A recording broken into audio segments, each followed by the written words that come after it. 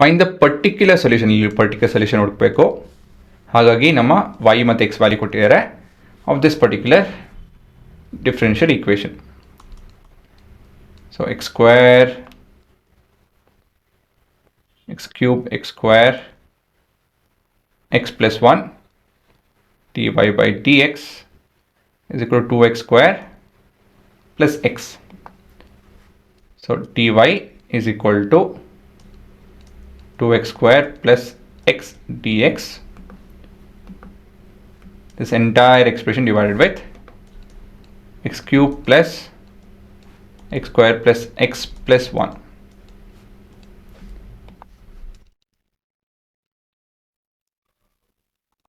Consider x cube plus x square plus x plus 1. ಏನಕ್ಕೆ consider ಮಾಡ್ತೀನಿ, ಏನು ಮಾಡ್ಬೋದು ಇದರಿಂದ ನಾನು?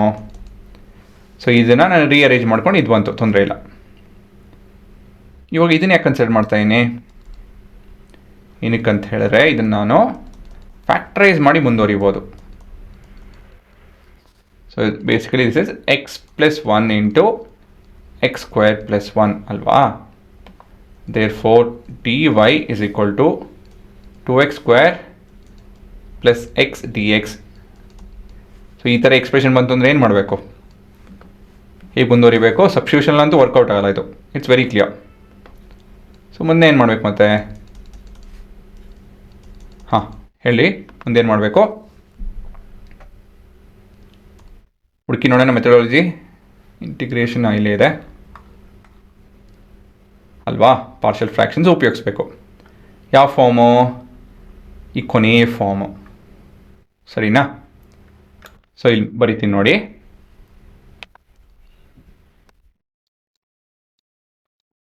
Let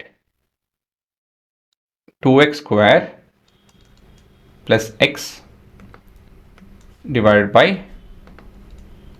x square plus 1 into x plus 1 be equal to a by x plus 1 plus bx plus c by a quadratic expression. ನೋಡಿ ಇಲ್ಲಿ, ಸರಿನಾ?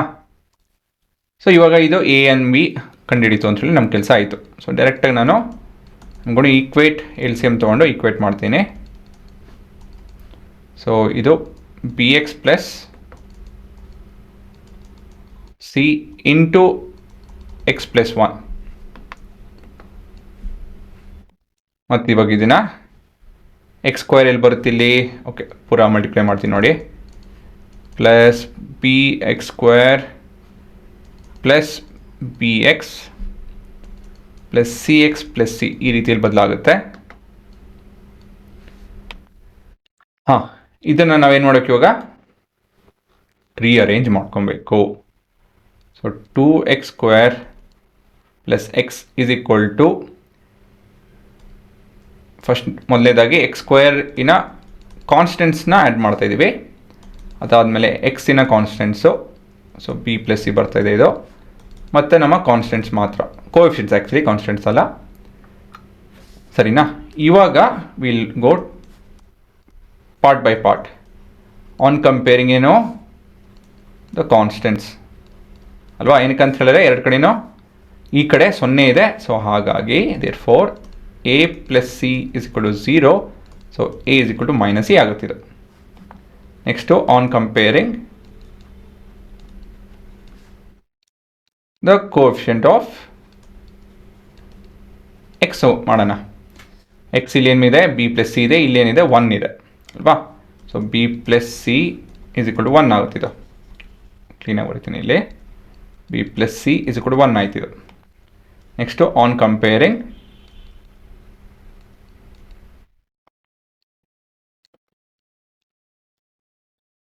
the coefficient of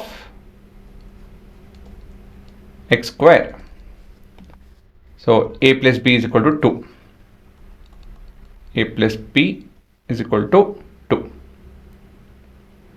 ಆಯಿತಾ? ಇವಾಗ ಇದನ್ನು ಸಾಲ್ವ್ ಮಾಡೋಕ್ಕೆ ನಾವು ಹೇಗೆ ಮಾಡೋದು? 3 ಅನ್ನೋನು 3 ಈಕ್ವೇಷನ್.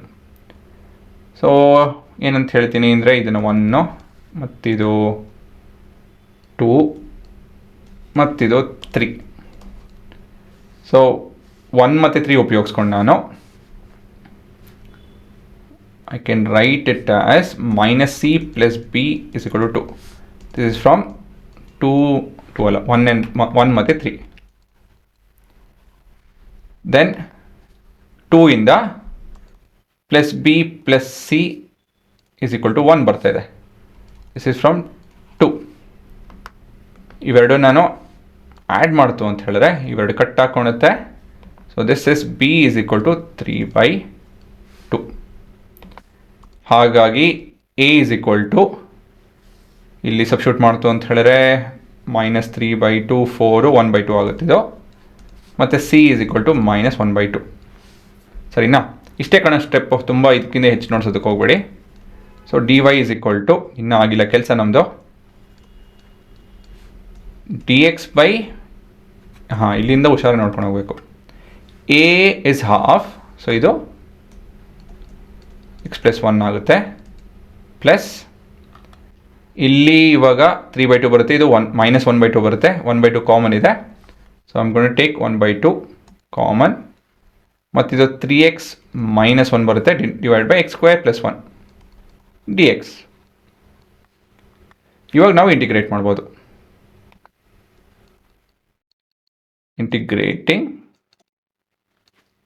Both sides. ಸೊ ಇದು y ಹಾಕೊಳತ್ತಿದ್ದು ತೊಂದರೆ ಇಲ್ಲ.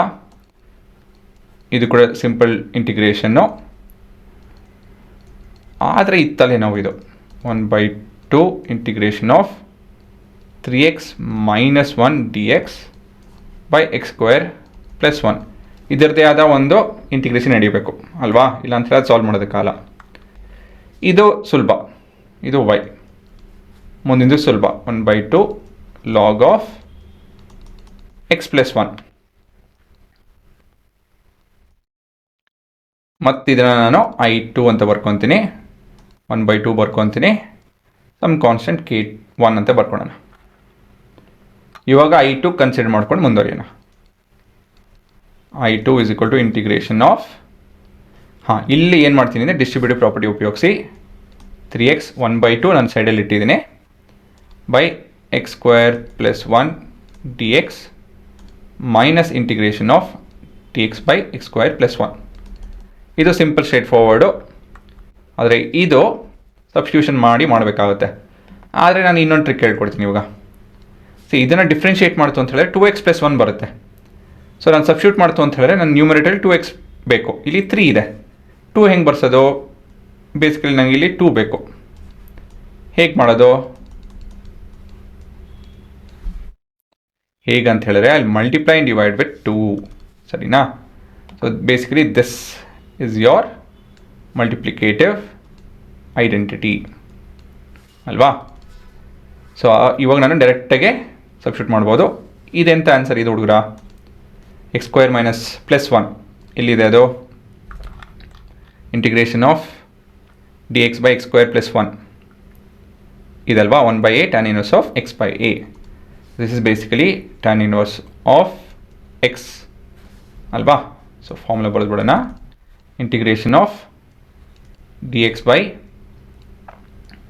x² + a² is equal to 1/a tan inverse of x by a. So this is basically 3/2 log of x² + 1 minus tan inverse of x plus k2 ಅಂತ ಹೇಳಿ ಬರ್ಕೊಳ್ಳೋಣ. ಕೊನೆಯದಾಗಿ y is equal to 1/2 log of x + 1 plus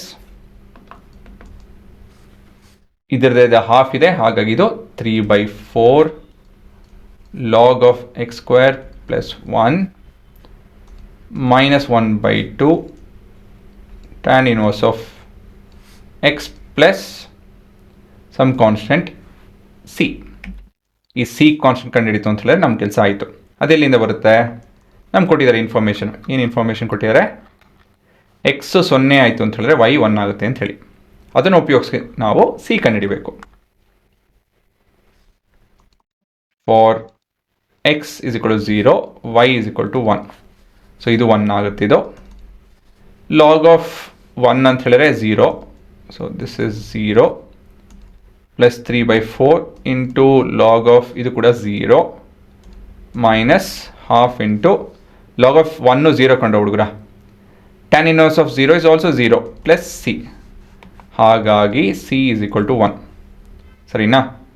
ಕೊನೆಯದಾಗಿ ಇದೇ expression copy paste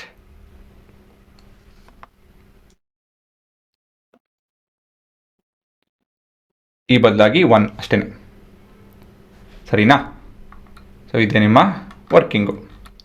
okay, ಇವಾಗ pass ಮಾಡ್ಕೊಂಡು ನೋಡ್ಕೊಳ್ರಿ.